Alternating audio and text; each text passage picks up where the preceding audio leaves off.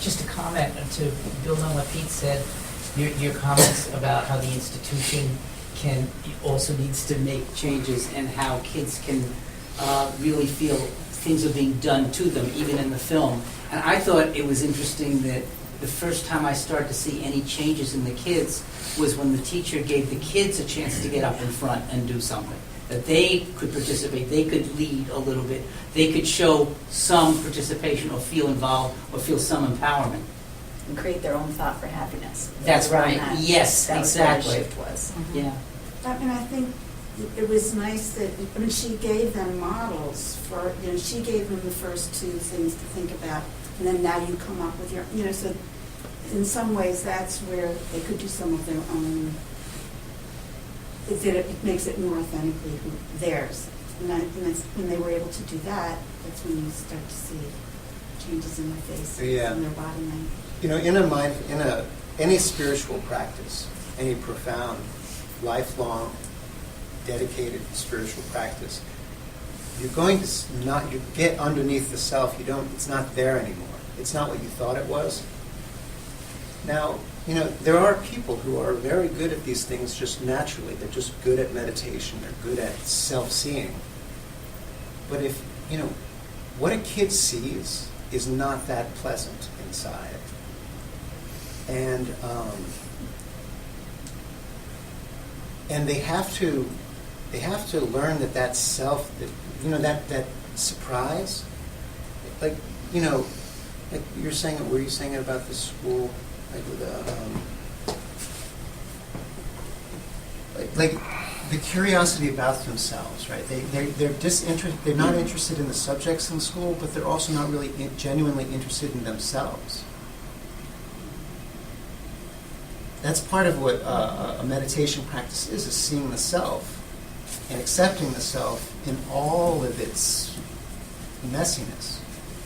That's the creation of the self. If you go straight to just shutting down, you're getting rid of a self in a group of people who are not selves yet. You can't let go of something until you have it.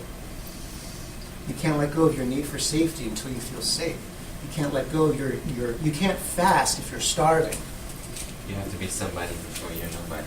Right, and any spiritual practice will bring you to that point of letting go of that self stuff. But with a kid, you have to do things to create self, which might be putting them in front of the classroom, but it's also direct experience of that messy thing and just being all right with it. That's really important because they don't think it's normal. What they're experiencing inside, they see as just really difficult and terrible, and they feel very alone. How would you have begun the practice with the thought of trauma? And how would you have created the safety if you were to start that? I would start with movement and what they experience themselves, get a sense of where they're dissociative. I always begin from that dissociative framework because it ferrets out the real troubling, difficult stuff really quickly. So you talked about a container. So the movement, would that help to create the container that you were talking about? Well, there's beautiful exercises from the. Is anyone focusing? That practice? Gently. Yeah, gently. I train in focusing, and what it is, it's a way of looking at conflicts in yourself.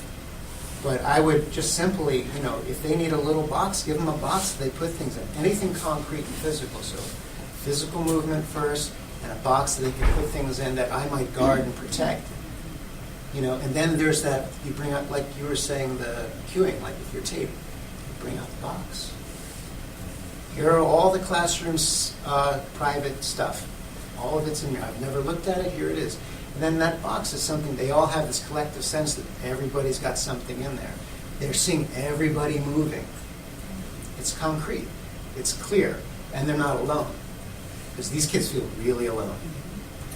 I think the question of how to begin to goes back to the question of relationships and what's the model for implementing this. So if you have somebody coming in from the outside, it's going to be harder for them to create the container, to create the relationships, to have it be that sort of safe space, which is why ideally you have not only it being the teacher, somebody with a relationship with the children, but also ideally a better relationship between the teacher and the students than what was already present there. Like I said, there were issues with that school and with those relationships going in that were really problematic, and it doesn't have to be that way. So I think that if you start in a way that's aware of trauma and more inclusive of the body, but also you have healthy relationships and the container's already there because you have relationships with these kids, that would be ideally a better way to start. Showing It's some like a vulnerability. program for the, Yeah. for the teachers to take mindfulness and learn it themselves, and then in turn teach the students rather than bring some in that they don't know. Because And the teachers are the ones that are really kind of, that, as you're saying, really have that relationship and can tune into what some of the triggers might be, where these kids are really coming from, kind of tune in to be able to meet them where they're at, right? And then it makes total sense, since trauma is a felt experience, it's in the body, right? That we incorporate physical movement and the body as a way of kind of metabolizing the stress response a little bit, and kind of reconnecting and feeling empowered in our bodies, that we can start from that place before tapping into what's going on in our minds. I had a couple of comments. One, I felt like, and maybe I was wishful thinking, but I felt like the 5 students that were pulled out were actually integrated back in. It seemed like they were the same They kids. said they were going to. They And said I they were felt going like to, they- just to make clear how that happened. Like, Yeah, it wasn't how. clear, but I Yeah, felt it's like the beautiful. intention was that, yeah. The other comment I had was that the whole backstory, which you alluded to, which is, what was the real motivation there and the intention of bringing this mindfulness in? Was it to get them Desperation. better tests? Was it to integrate them back and make sure that, it was a power play on keeping the system, intact, as opposed to a real meta, which I've done some practice of, that really had to do with loving kindness and acceptance and compassion. I wasn't quite clear what the intention was. I think that's spot on.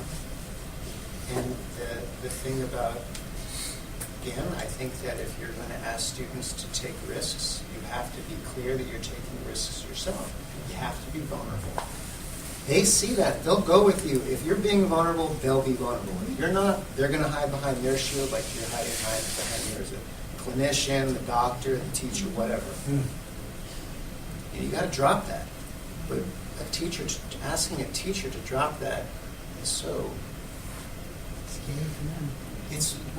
And there's more compassion. So then as the instructor going into the school, there you're showing compassion and you're showing your own vulnerability. And then the teacher can see some of that. And then they feel supported going into the classroom.